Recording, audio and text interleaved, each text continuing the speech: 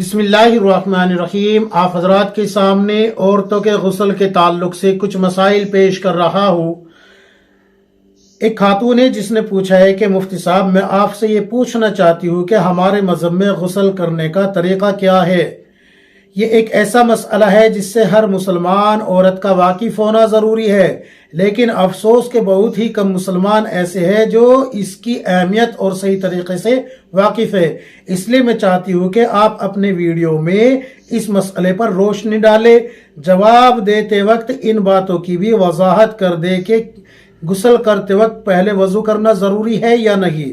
दूसरा ये कि गुस्ल करते वक्त क्या ज़ेर नाफ पर कपड़ा बांधना ज़रूरी है या नहीं।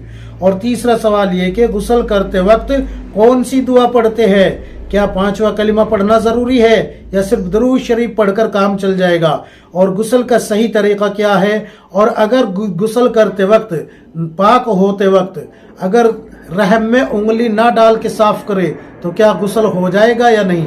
शरीयत क्या कहती है इन तमाम मसाइल के बारे में। तो देखिए, आपने बड़े अच्छे सवाल किए हैं। हर मुसलमान औरत को इनका इल्म होना ज़रूरी है। इसमें मैं कुछ इजाफी जो आपने नहीं किए वो भी सवालात डालूंगा, उनके भी जवाब पेश करूंगा। लिहाजा वीडियो को स्किप करने की कोशिश ना करना, बल्कि वीडियो पूरा देखना। आप अगर हमारे चैनल पर नए हैं तो चैनल को सब्सक्राइब करें, वीडियो को लाइक और शेयर करें और दीन का काम करने में हमारी मदद फरमाएं। देखिए, ये तमाम मसाइल आपको ख़वातीन के दीनी मसाइल और उनका हल, ये किताब है, इसमें मिल जाएंगे। इसी तरीके से आप किताब उठाए बहिश्ती ज़ेवर, उसमें भी आपको तमाम मसाइल मिल जाएंगे। ख़वातीन के फ़िक़ही मसाइल, उसमें भी आपको तमाम मसाइल मिल जाएंगे। ख़वातीन के शरई मसाइल, उसमें भी आपको तमाम मसाइल मिल जाएंगे। बहुत सारी किताबें हैं जिनके मैं हवाले आपके सामने पेश कर सकता हूँ, लेकिन मैं हवाले में वक्त ज़ाया नहीं करता। अब जितने दे दिए वही काफ़ी है। अब सुन लीजिए, सबसे पहले गुस्ल का तरीका, गुस्ल का तरीका बता रहा हूँ।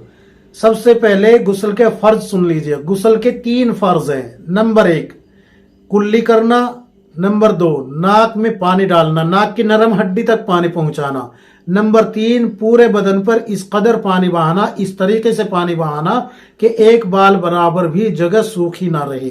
ये 3 तो फर्ज है, इसके अलावा कोई फर्ज नहीं है। अच्छे से सुन लीजिए, कोई फर्ज नहीं है।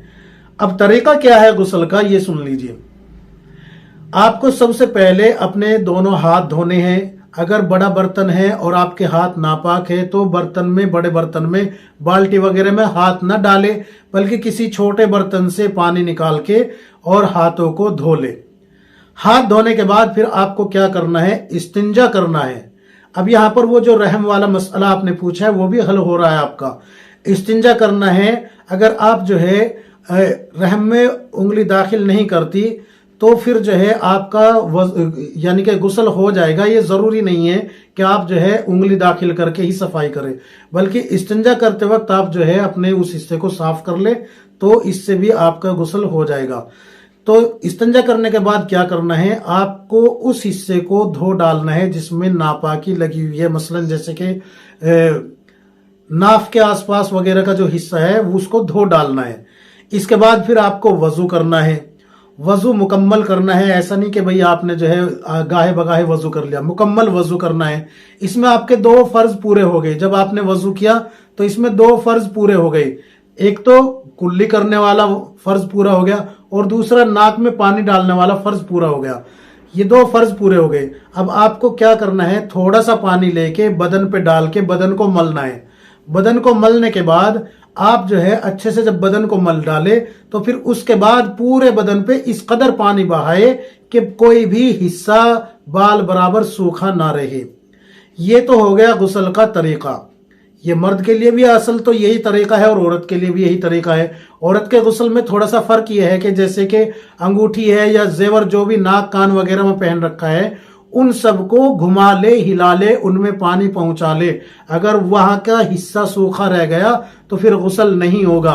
एक फर्क यह है कि आप खवातीन क्या करती है कि नेल पॉलिश लगी हुई होती है या लिपस्टिक लगी हुई होती है या फिर जो है उंगलियों के नाखूनों के नीचे आटा वगैरह लगा हुआ होता है, लिहाजा उसको भी छुड़ा डाले। नेल पॉलिश को अगर नहीं छुड़ाएगी तो फिर आपका गुस्ल नहीं होगा, वजू नहीं होगा। اس لیے پہلے اس کو کھرچ کے چھڑا ڈالے. آٹا اگر ناخنوں میں پھنسا ہوا ہے تو اس کو بھی نکال ڈالے, اس کو بھی کھرچ ڈالے. مہندی اگر پرت والی لگی ہوئی ہے جس کی پرت اکھڑ جاتی ہے اور آپ جانتی ہے کہ اس پرت کے نیچے پانی نہیں پہنچتا تو اس کو بھی چھڑانا ضروری ہو جاتا ہے.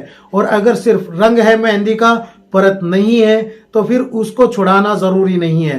رنگ کو چھڑانا ضروری نہیں ہے, پرت اگر جمی ہوئی ہے تو اس کو چھڑانا ضروری ہے, وہ بھی اس وقت اگر آپ کو پورا یقین ہے کہ پرت کے نیچے پانی نہیں پہنچ رہا. تو یہ ایسے مسائل ہیں جن پہ آپ کو دھیان دینا ہے. تو غسل پورا ہو گیا اس طریقے سے کہ آپ نے پورے بدن پہ پانی بہا لیا, ناک کان وغیرہ جو ہے یہ اچھے طریقے سے آپ نے جو ہے ان میں پانی, یعنی کہ جو زیور وغیرہ پہن رکھا ہے اس کو آپ نے خوب اچھے سے گھما لیا. دانت اگر آپ کے مصنوعی دانت لگے ہوئے ہیں, اگر فکس ہے یعنی کہ وہ نکلتے نہیں, تو پھر تو یہ جسم کا ہی حصہ کہلایا جائے گا. لیکن اگر دانت جو ہے نکل جاتے ہیں تو آپ کے لیے نکالنا ضروری ہے. یاد رکھیں, وضو کرتے وقت نہیں, غسل کرتے وقت, کیونکہ وضو میں کلی کرنا یہ سنت ہے اور غسل میں کلی کرنا فرض ہے. تو غسل کرتے وقت آپ کو اگر مصنوعی دانت یعنی کہ آرٹیفیشل دانت آپ کے ہیں بازار سے جو ڈاکٹر سے لگوائے گئے ہیں, اگر وہ فکس نہیں ہے, نکل جاتے ہیں, تو پھر ان کا نکالنا ضروری ہوگا. اور اگر فکس ہے تو پھر وہ آپ کے جسم کا حصہ کہلائے جائیں گے, پھر اس کو نکالنے کی ضرورت نہیں ہے. اب یہ جو زیر ناف پر کپڑا باندھنے کا سوال ہے, تو اس میں یہ دھیان رکھیے کہ اگر آپ کہیں کھلی جگہ میں نہا رہی ہے, غسل کر رہی ہے, تو پھر تو بہتر یہی ہے کہ آپ جو ہے بدن کو زیر ناف کے حصے کو کپڑے سے ڈھک کر نہائے. اور اگر آپ غسل خانے میں نہا رہی ہے تو اس میں بھی مستحب یہ ہے کہ آپ زیر ناف کے حصے کو ڈھک کے نہائے. میں آپ کو ایک مختصر واقعہ بتا کے آپ کو اس کی حکمت بتاتا ہوں.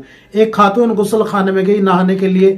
اب اس نے جو ہے اپنے بدن کو ڈھانپ رکھا تھا, بدن کو ڈھانپ کے نہاتی تھی, لیکن غسل خانے میں جب داخل ہوئی تو وہاں سانپ تھا. اب اس کے سامنے جب سانپ آیا تو وہ باہر نکل کے بھاگی. اب سوچو اگر اس کے بدن پہ کپڑا نہ ہوتا اور باہر نکل کے بھاگتی تو دو میں سے ایک کام ہونا تھا, یا تو وہاں رہتی تو جان جانی تھی اور باہر آنی تھی تو عزت جانی تھی, یعنی کہ ذلیل ہونا تھا. تو اس لیے کپڑا ڈال کے نہانا ہی بہتر ہے, مستحب ہے. لیکن اگر کوئی بغیر کپڑے کے نہا لیتا ہے یا نہا لیتی ہے تو اس کا غسل بالکل درست ہو جائے گا. اگر کسی نے وضو نہیں کیا, ناک میں کلی کر لی, ناک میں پانی ڈال لیا اور پورے بدن پہ پانی بہا لیا, وضو نہیں کیا, تو بھی غسل ہو گیا. رہا یہ مسئلہ کہ کلمہ پڑھنا, درود شریف پڑھنا اور یہ وغیرہ وغیرہ, قرآن کی کوئی آیت پڑھنا, تو ان کا کوئی ثبوت نہیں ملتا اس طریقے سے کہ یہ ضروری ہو اور ان کے پڑھے بغیر غسل نہیں ہوگا. ایسا کچھ نہیں ہے. آپ نے کچھ بھی نہیں پڑھا, صرف آپ نے نیت کر لی کہ میں غسل کر رہی ہوں ناپاکی سے پاک ہونے کے لیے, حیض سے پاک ہونے کے لیے, جنابت سے پاک ہونے کے لیے. بس اتنی نیت دل کے اندر ارادہ کر لینے سے اتنی نیت کافی ہے کہ میں پاکی کا غسل کر رہی ہوں اللہ کی رضا کے لیے, اللہ کی عبادت کے لیے. یہ نیت کافی ہے, چاہے اس کو زبان سے ادا کر لے چاہے دل میں کر لے. یہ ہے تمام مسائل. اس کے علاوہ جیسے کہ حیض کی حالت میں جو کپڑا ہوتا ہے وہ پہنا ہوا, تو اس کے بارے میں بھی یہ حکم سن لیجئے کہ اگر اس کپڑے پہ ناپاکی لگی ہوئی ہے, بہتر تو یہی ہے کہ حیض کی حالت میں جو آپ نے کپڑے پہنے ہیں, دوپٹہ ہے اور قمیض ہے, شلوار ہے, تو ان سب کو دھو ڈالے. لیکن اگر آپ کی قمیض اور یہ دوپٹہ وغیرہ اور سویٹر ہے یا پھر شال ہے یا چادر ہے یا بستر ہے اور اس پہ بھی کوئی ناپاکی نہیں ہے, تو ان سب کو دھونے کی ضرورت نہیں ہے. اس حصے کو دھونا ضروری ہو جاتا ہے, اس کپڑے کو دھونا ضروری ہو جاتا ہے جس پہ نجاست لگی ہو. اگر نجاست لگی ہی نہیں ہے تو پھر یہ ناپاک نہیں ہوئے. اچھے سے سن لیجئے, یہ پھر ناپاک نہیں ہوئے, لہذا ان کو پھر دھونے کی ضرورت نہیں ہے. لیکن افضل یہی ہے کہ آپ دھو کے میل کچیل دور کر کے جب آپ خود غسل کر رہی ہے, کپڑے چینج کر رہی ہے, تو ظاہر سی بات ہے وہ کپڑے بھی آپ دھو ڈالے. بہتر یہی ہے, اچھا یہی ہے, صفائی ایمان کا حصہ ہے. اصل تو یہی ہے کہ آپ جو ہے اسی پہ عمل کریں. لیکن اگر ایسا ہو کہ کوئی مجبوری ہے جس کی بنا پہ آپ کو فوراً نماز پڑھنی ہے اور وہی کپڑے موجود ہے، تو پھر انہی کپڑوں کو اگر نجاست نہیں لگی ہے، وہ ناپاک نہیں ہے، تو پھر ان کو پہن کے نماز بھی پڑھ سکتی ہے آپ۔ امید ہے کہ تمام مسائل سمجھ گئے ہوگے۔ اللہ تبارک و تعالی ہم سب کو کتاب و سنت کے مطابق زندگی گزارنے کی توفیق عطا فرمائے، آمین یا رب العالمین۔